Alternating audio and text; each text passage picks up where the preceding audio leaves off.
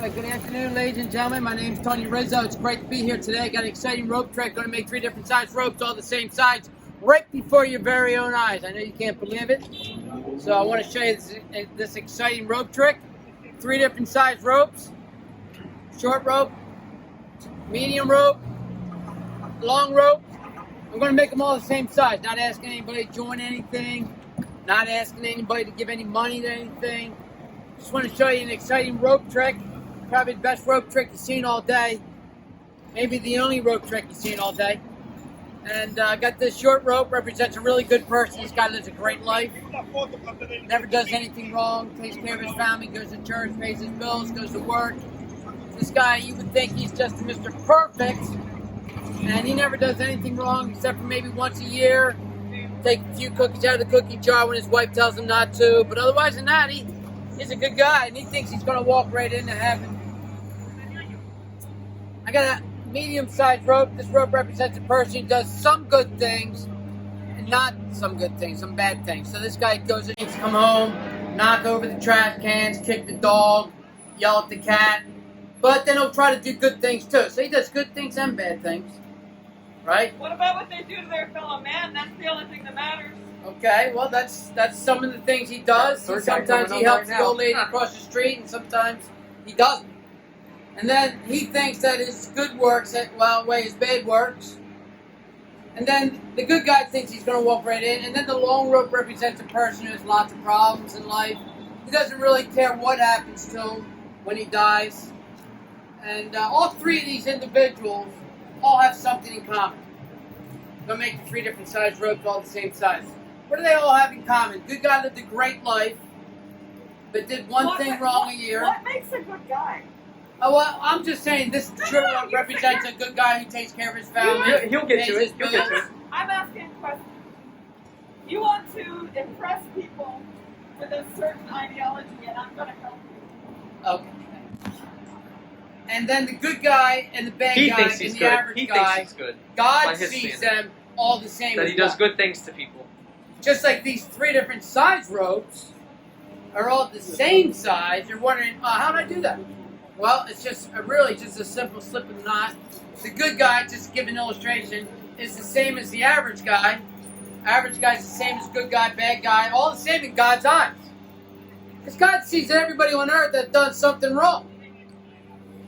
But the good news is that God loves us so much that He sent His Son, Jesus Christ, down to earth 2,000 years ago. And He was born from the Virgin. And He died on the cross to shed His blood for our sins. And it's a good guy, average guy, bad guy. We call on the name of the Lord. They can have their sins forgiven. And they can have a relationship with the Lord. And that's what my board here is going to tell us right now. It's a quick painting to illustrate a little more about what that rope trick told us. And I want to talk to you today about 2 people. These 2 people, don't be afraid. They don't bite. I don't bite. Even if I did bite, I've had all my shots. And first person I want to talk to you today is about God. God wants to have a relationship with every single person in this world. And because of that, He loves us. God's Word tells us, for God so loved the world, that He gave His only begotten Son, and whosoever believeth in Him should not perish, but have everlasting life. So John 3:16 tells us that God loves the world. That means God wants to have a relationship with you and me. And so, this person, you, is a person that is looking for this in your life. See this square up here? I'm going to put the letter P up there to represent peace. You know, we're all looking for this elusive idea of peace. And we're thinking, wow, how can I find peace? Where can I find that? How can I get peace in my life? So you turn on the news or the television or the radio, and they'll talk about peace. You know, maybe peace in the Middle East or peace in war places that you may know of around the world. And they're talking about maybe peace. You've heard about peace accords. And world peace is something that people look for. But I'm not talking about world peace today. I'm not talking about peace in our neighborhood or peace in our homes. I'm talking about peace inside our hearts. And we can have true peace within our hearts as we call upon this person right here. And this person wants to give all men peace. So some people say, well, Tony, it's my name. Some people say, Tony, I think I'm going to get peace through maybe money. They think, oh yeah, money is the good answer. Money is the way to find peace in life. And they think, oh yeah, money's going to buy me peace. I'll be able to buy peace because I make lots of money. Or some people say I don't make enough money, but I like to make more money. Why? Because if I make more money, that's going to give me the answer of finding peace in my life. Money's important, money's good, money's helpful. We all need money to pay our bills. But don't be deceived by the fake idea that money can buy true peace inside us. Some people try to put money in there and it don't fit.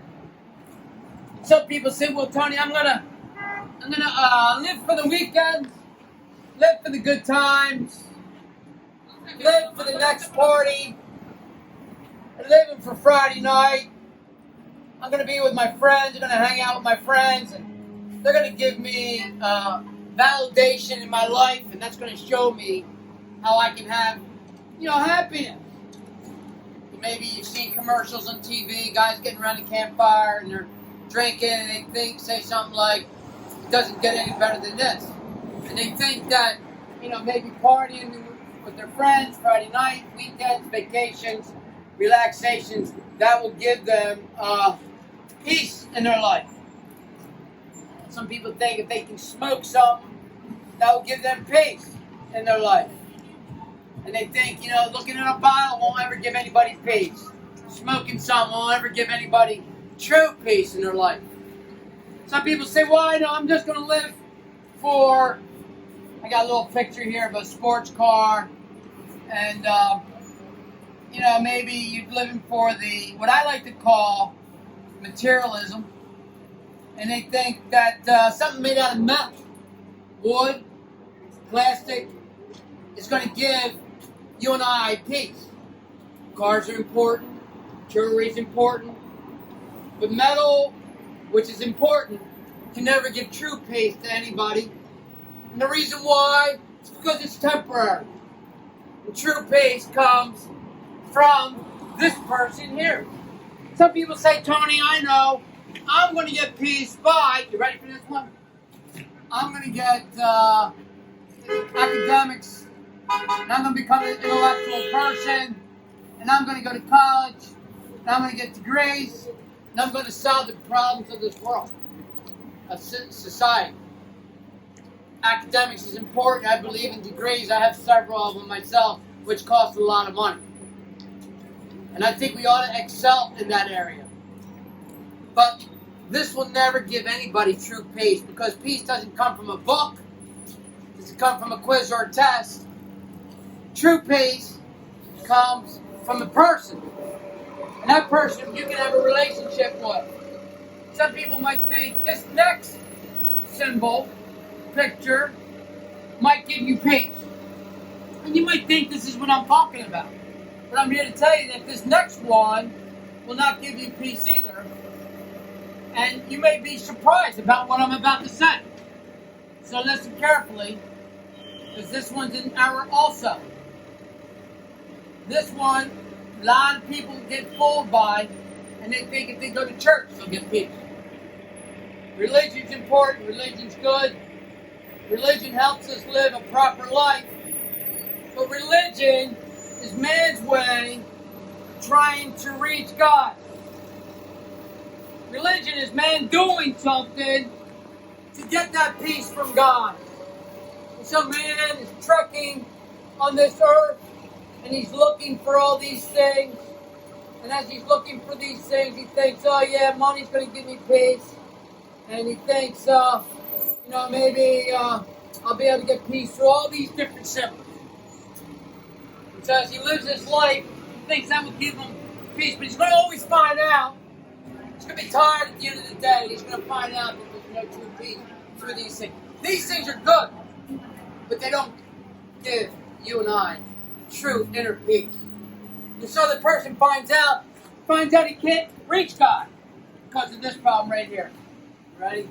He gets so far in life, excels in religion, helps the old lady across the street, gives money to the poor, but then he finds out that he can't get true peace from God. He wakes up one day, and maybe he'll wake up before his Creator and realize he'll never get peace because of the things he does, because of this problem right here, sin. Sin stops you and I from reaching God. Because all of us have sinned, and God is perfect, and God says, I can't have a relationship with anybody that's sinful. So to solve that problem, God said, I'll solve that problem. I'll reconcile all men to myself, because God so loved the world that He gave His only begotten Son.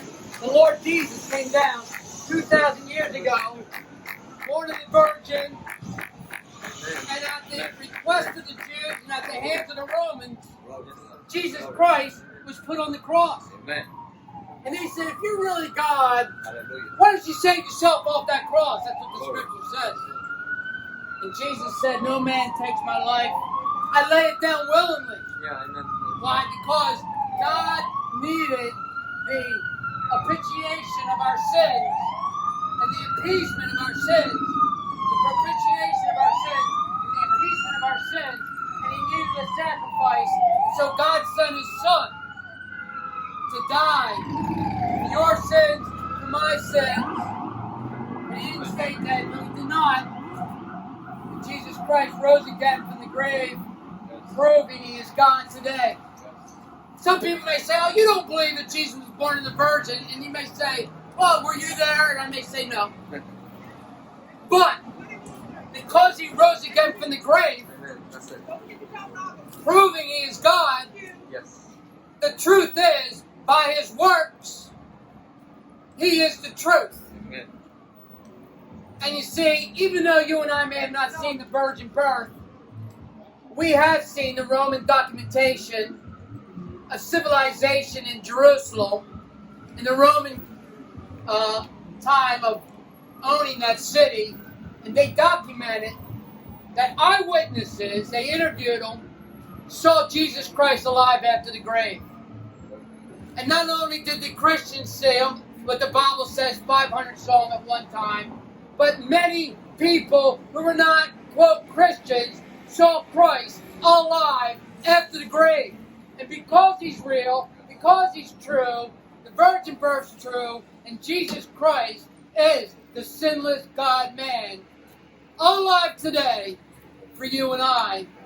And if we would just simply turn toward God and trust that Jesus Christ paid the debt for your sins, my sins, and if we ask Him to come in our lives, then you can have true peace in your life. And friend, I'd like to talk to you today. If you'd like to receive God's love for you and know about God's love for you, then simply turning and trusting is the beginning of receiving the Lord in your life. And friend, if you would like to turn and trust in the Lord Jesus as your personal Savior, I want to encourage you here today. You can talk to myself, one of my friends, and we would like to show you from God's Word how you can know you can be a true child of God, have peace with God, have your sins forgiven by trusting in the Lord Jesus Christ. If you'd like to have a piece of literature, a DVD that talks more about what we're talking about here today, I'd like to give this to you absolutely free. And if anybody at the sound of my voice would like to say, yes, Tony, I'd like to know about God's love for me, I'd like to have that DVD. I'd like to check that out. You come and take this out of my hands right now, quickly. I won't wait long. Would it be one? At the sound of my voice. Thank you. God bless you. Keep safe today. If you'd like to talk to me or my friends Kevin or Jim, I'd like to talk to you today. Thank you, God.